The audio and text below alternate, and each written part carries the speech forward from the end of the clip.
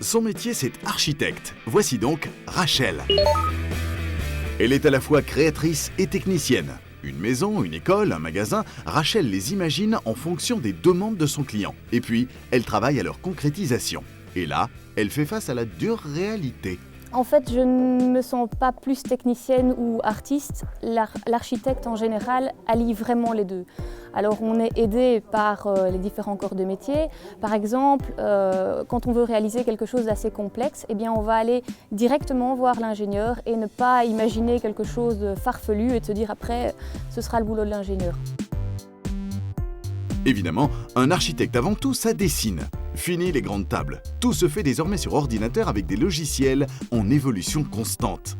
Priorité de Rachel, anticiper les problèmes liés à la sécurité et bien sûr les performances énergétiques du bâtiment. Désormais, c'est essentiel.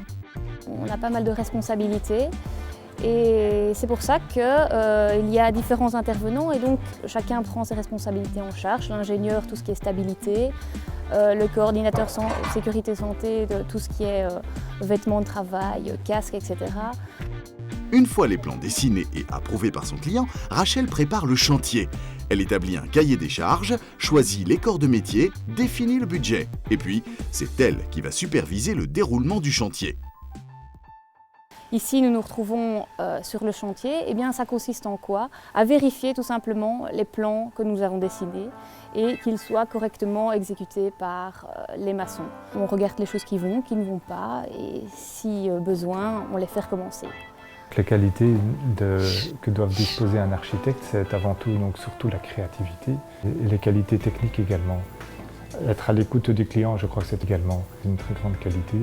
Et de pouvoir traduire les idées du client à travers le dessin et à travers la construction. Étant passionnée de dessin et d'architecture, je me suis lancée évidemment en architecture. Donc c'est des études de 5 ans. On a 3 premières années de baccalauréat et ensuite 2 ans de master où on va vraiment se spécialiser. Après ces 5 ans d'études, on a 2 ans de stage donc qui vont nous permettre de nous perfectionner au niveau de la technique. Rachel se mue aussi en juriste. Le secteur de la construction est fait d'une multitude de règlements. Urbanisme, permis de construire, sécurité et surtout environnement.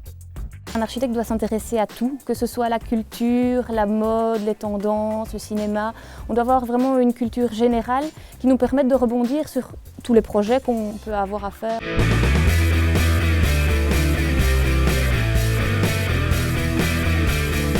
Mon métier, c'est